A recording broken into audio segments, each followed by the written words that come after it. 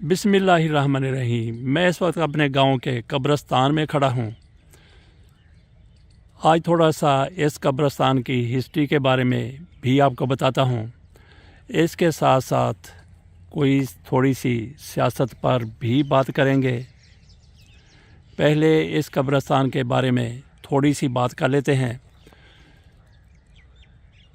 इस कब्रिस्तान में मेरे आबा अजदाद, मेरी वालदा, मेरे वालिद, मेरी दादी, नाना नानी, दीगर रिश्तेदार दफन हैं, लेकिन मेरे दादाजी की यहाँ पे कब्र नहीं है।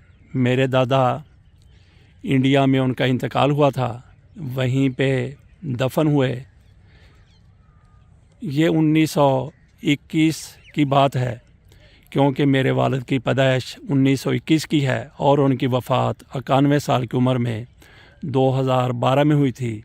उनकी पैदाइश से कबल ही उनके वालिद सदरुद्दीन उनका नाम था। मेरे वालिद का नाम अली मोहम्मद अवान है, तो वो सदरुद्दीन वहीं पे इंडिया में वफ़ात पा गए थे मेरे वालिद की पैदाइश से कोई 2-3 महीने पहले। तो ये लोग मेरे आबा अजदाद इंडिया से माइग्रेट करके लाखों दूसरे लोगों की तरह जालंधर से लाहौर, लाहौर से फिर इस गांव जो अब ज़िला ननकाना में मौजूद है। ज़िला ननकाना पहले तहसील हुआ करती थी, अब ज़िला है। आ जाते हैं इस कब्रिस्तान की तरफ। ये मस्जिद जो कभी कच्ची हुआ करती थी, अब इसको खूबसूरत और पुख्ता बना दिया गया है। इसके पीछे एक बहुत बड़ा बड़ का दरख्त नज़र आ रहा है, बोर्ड। तो इसके साथ एक वन का दरख्त है और उसके साथ बाबा हदायत शाह का मज़ार है। इस कब्रिस्तान में शुरू से 2 मज़ार हुआ करते थे, एक बाबा हदायत शाह का और दूसरा ये बाबा पीर कुकार शाह इनका नाम है। इन दोनों के बारे में कहा जाता है कि बाबा कुकार शाह बड़े सख्त किस्म के बुज़ुर्ग हुआ करते थे। बाबा हदायत शाह के बारे में कहा जाता है कि बहुत ही वो धीमे मजाज के बुज़ुर्ग थे और कुछ लोग कहते हैं कि हैं। तो इस कब्रिस्तान में 2 मेले हुआ करते थे। यहाँ पे जो हमने देखा बाबा फजल, उनका सर कांपा करता था, वो मेला करवाया करते थे। ये जो आपको पस मंज़र में इन दरख्तों के पीछे एक इमारत नज़र आ रही होगी, ये मलंग साहब का घर है, जहाँ अब कोई और मलंग आ चुके हैं। वो कोई 100 साल की उम्र में वफ़ात पाई उन्होंने, बाबा फजल ने। सर उनका कांपा करता था। गांव बल्कि 2 गांव में ही, इस गांव में और साथ वाले अटारी में कभी कभी वो जाके भीख मांगा करते थे। उस भीख से वो उर्स करवाया करते थे बाबा फजल। तो इस कब्रिस्तान में चांदे के नायाब किस्म के दरख्त भी हैं, जैसा कि वन का दरख्त आजकल ये नापैद हो रहा है, यहाँ पे मौजूद है। इसके साथ साथ जंड का दरख्त वो भी हमें यहाँ पे नज़र आता है। करियाँ वो भी नापैद हो रही हैं, वो भी इस कब्रिस्तान में मौजूद हैं।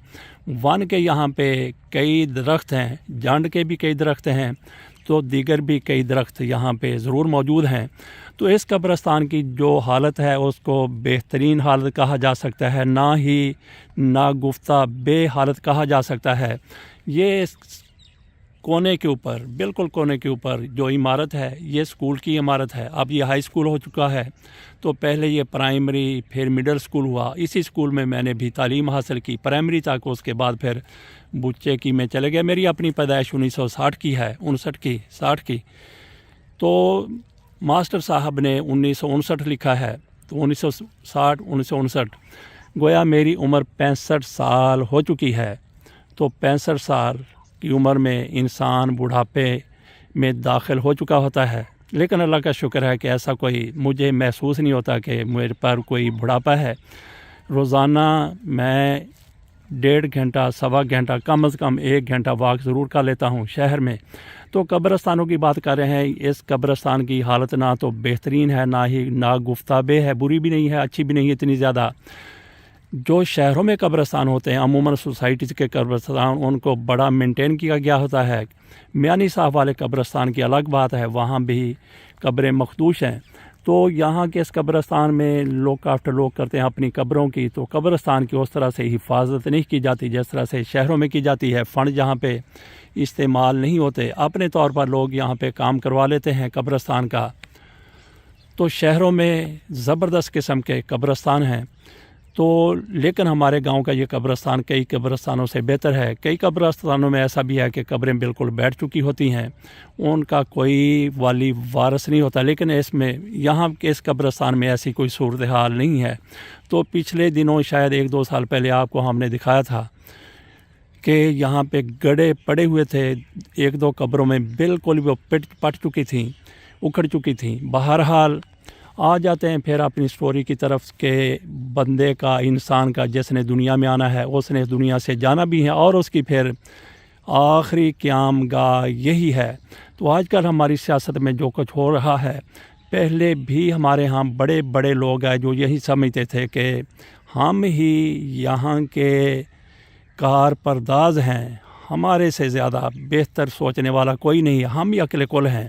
اس میں ہمارے کئی آ جاتے ہیں، ڈکٹیٹر آ جاتے ہیں، لیکن وہ گئے، ان کا کوئی نام لینے والا بھی نہیں ہے۔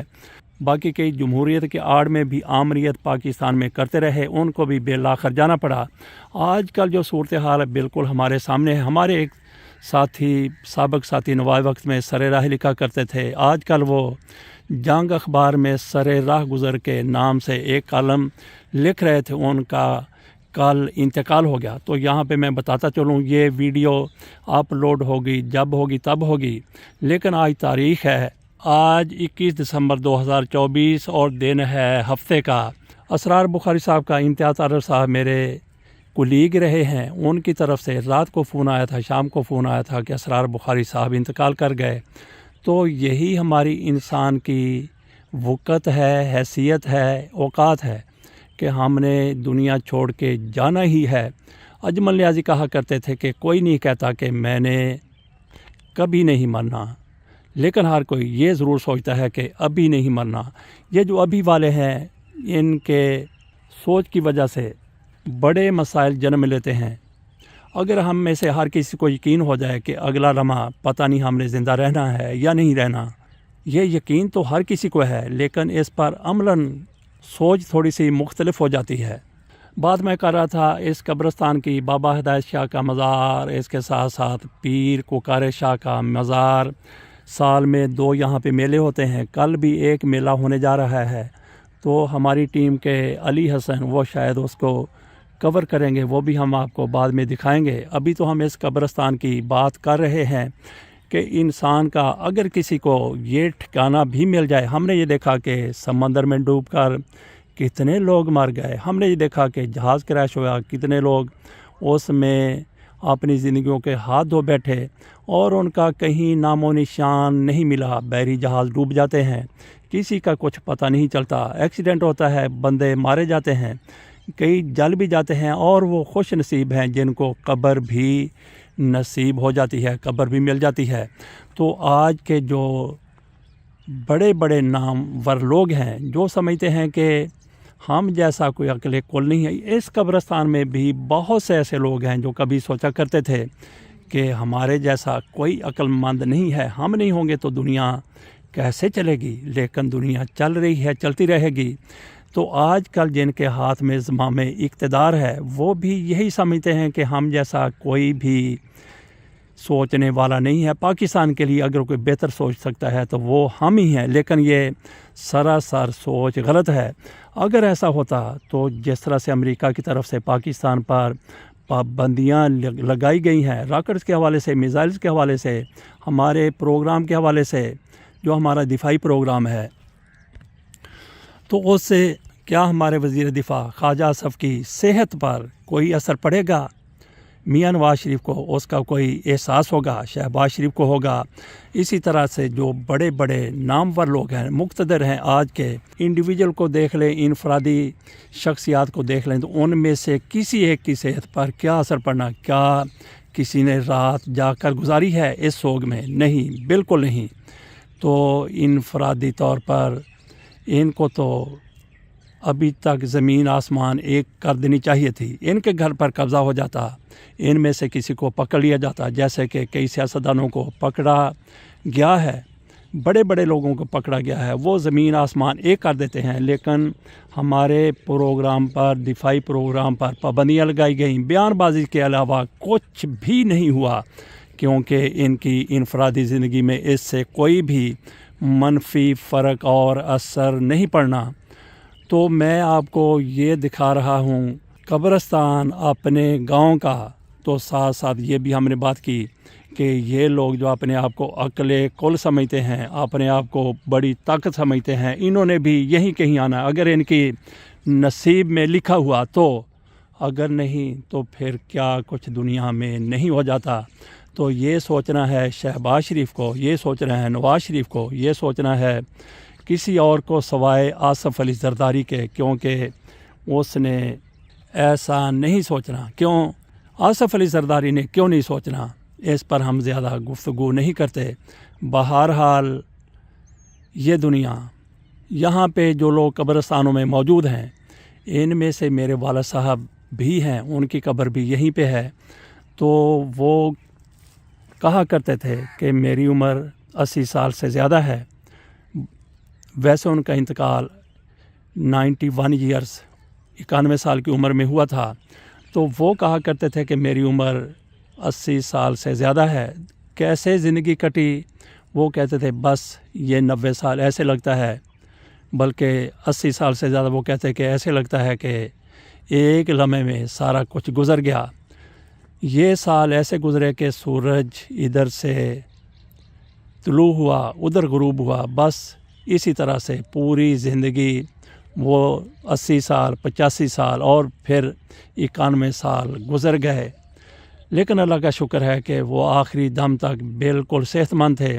ایک روز قبل بھی رمضان کا مہینہ تھا تو وہ مسجد میں نماز پڑھ کے آئے تھے۔ تو دنیا سے لے کے کیا جانا ہے؟ یہی کچھ لے کے جانا ہے۔ آپ نے انسانیت کی خدمت کر لی، آپ نے انسانوں کے دکھ درد سن لیے، اور جتنی آپ کی حیثیت تھی اسے مطابق آپ نے ان کے مسائل حل کرانے کی کوشش بھی کی۔ تو بہرحال یہ زندگی اس جھولے کی مانند ہے، یہ جھولا چل رہا ہے، قبرستان میں جھولا ہے، اسی کی مانند یہ زندگی ہے۔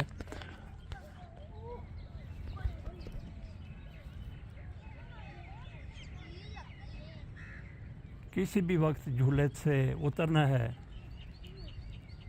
اور پھر کہاں جانا ہے؟ جھولے سے اتر کے، زندگی کے جھولے سے اتر کے اسی میدان میں، اسی قبرستان میں اجازت دیجیے۔ اللہ حافظ۔